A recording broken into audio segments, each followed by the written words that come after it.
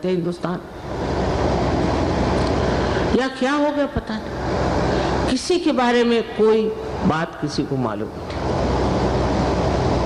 अड़ोसी पड़ोसियों की बस बुराई करते थे। ये मैं पहले की बात बता रहा, अब नहीं।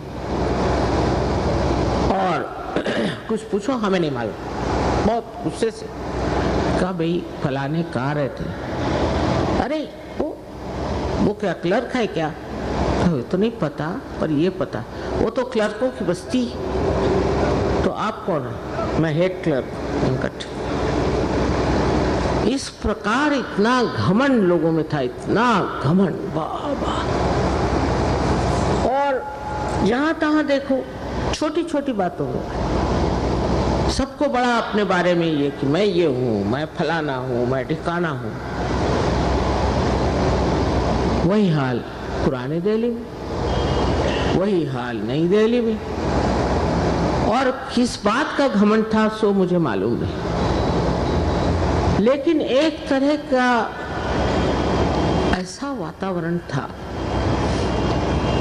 संभ्रांत जिसे कहते हैं, इल्यूजन, संभ्रांत।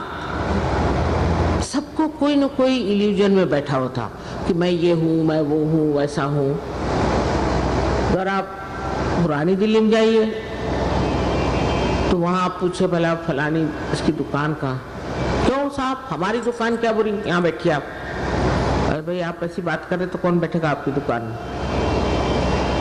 इस कदर कश्मकश, इस कदर आपसी बैर, इस कदर आपसी बुराई।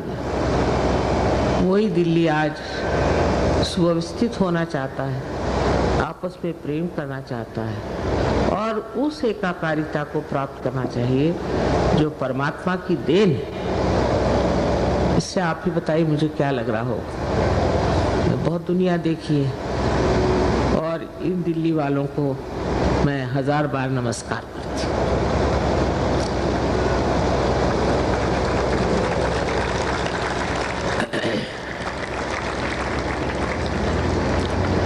अब आप लोग अपनी जिम्मेदारियां भी समझ लें।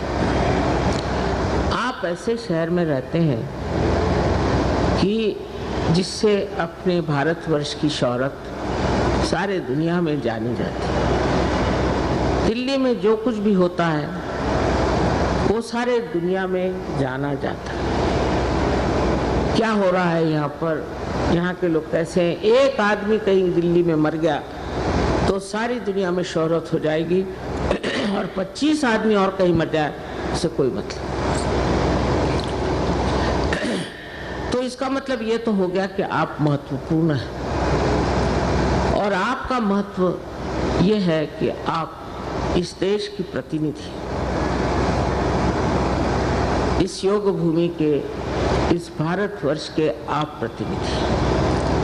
आज आप आत्म साक्षात्कार के लिए आए या बहुतों को हो भी गया, किंतु ये समझ लेना चाहिए कि जो जो आत्म साक्षात्कारी हैं उनका अपना अपना एक विशेष स्थान होता है और दिल्ली वालों का भी एक विशेष स्थान मैं मानती हूँ कि राजधानी में आप बैठे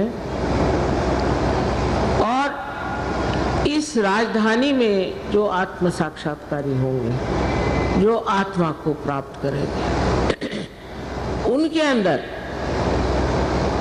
एक विशेष वैभवशाली शक्ति का प्रदर्शन होना चाहिए और वो वैभवशाली शक्ति है प्रेम और सत्य। सत्य और प्रेम दोनों एक है। जब आप सत्य को जानेंगे तो आप अपने आप ही शांत हो जाएंगे। जब आपने सत्य को जान लिया तब फिर विक्षुब्ध होने में या डिस्टर्ब होने की कौन सी बात है? कुछ भी नहीं, क्योंकि आप जानते हैं सत्य क्या है। पर सत्य और प्रेम दोनों चीज एक है। जिसने सत्य को जाना वो प्रेम से ही जान सकता है। जैसे आप किसी को प्रेम करते हैं तो उसके बारे में आप सब जानते हैं कि इनको क्या अच्छा लगता है, क्या बुरा लगता है, क्या कहना चाहिए, क्या नहीं कहना चाहिए, क्या खाते हैं, क्या पीते हैं, सब चीज़ आप जानते। उनके बोलने का इशारा क्या है, सब चीज़ आप जानते अगर आप प्रेम करते हैं और उसके लिए लगन रहती।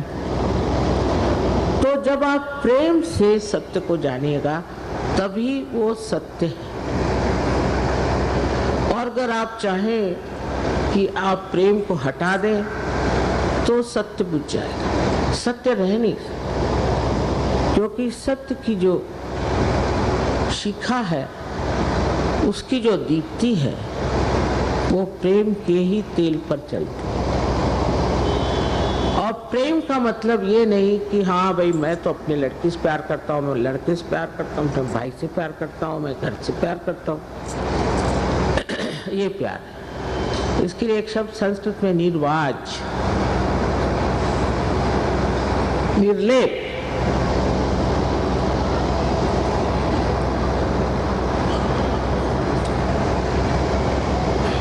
माने अलिप्त, डिटैच्ड। और आप लोग कहेंगे कि माँ प्रेम अगर निर्लेप हो जाए तो बहुत सी बातें छूट जाएंगी। ऐसा नहीं। एक पेड़ की ओर देखिए, उसके प्रेम की धारा, उसका रस सारे पेड़ में चढ़ता है, हर जगह जाता है। उसके मूल में जाता है, उसकी शाखाओं में जाता है, उसके पत्तों पे जाता है, फूलों में जाता है, फलों में जाता है, लेकिन रुकता नहीं। या तो वो विलीन हो जाता है आकाश की ओर, या वापस पृथ्वी में चला जाता है। वो किसी जगह रुकता नहीं। अगर वो रुक जाए, समझ लीजिए उसको एक फल बड़ा पसंद आ गया या एक फूल बड़ा पसंद आ गया, तो वो पेड़ ही मर जाएगा और वो फल और फूल सभी मर जाएंगे। इसलिए जिसका देना है उसका वो देना चाहिए। जिसको जो रस देना है वो अपने घर में, गृहस्थी में, समाज में, अपने देश में और सारे विश्व में जिसको जो देना है वो दीजिए, लेकिन उसमें लिपट न जाइए। उसमें लिपटना जो है वो एक तरह से कहना चाहिए जिसे अंग्रेजी में ऑब्सेशन कहते हैं, एक चिपक हो गई। अब वो कोई सी भी चीज हो, उससे आपकी प्रेम की शक्ति क्षीण हो जाए, बढ़ेगी नहीं। कहते हैं कि उदार चरिता नाम वसुधा ही व कुटुंबकम, सारी वसुधा ही, सारी सृष्टि, सारा धरा ही उसका कुटुंब है। ये प्रेम की महिमा है। और इस प्रेम की महिमा को अगर आपने जान लिया तो आपको आश्चर्य होगा कि आत्मा के दर्शन से ये घटित होता है। मैंने देखा है जब लोग सहयोग में आते हैं तो सबसे पहले वो देखते हैं कि मेरे अंदर क्या त्रुटियां हैं, और मुझे आके बताते हैं माँ ये देखिए महामूर्ख मैं हूँ, मैंने ऐसी ऐसी मुक्ता करी, ये क्या। अच्छा, मैंने कहा तुम्हारे कन्फेशन मुझे नहीं चाहिए, तुम लिख के रखो। फिर मैं ऐसा बना, फिर मैंने वो किया, मैंने उसको ठगा, मैंने उससे जबरदस्ती करी, सब मुझे बताते। पहले मुझे दिखाई नहीं देता, अब तो मानो जैसे मेरे सामने मेरा एक आत्मा एक शीशा बन के खड़ा हो और मुझे गलतियां समझ में आ रही है और मैं सोचता हूँ मैं इतना खराब था। तो मैंने कहा चलो जो हो गया सो बीत गया, अब भूतकाल तो है नहीं, खत्म हो गया, छोड़ो उसे।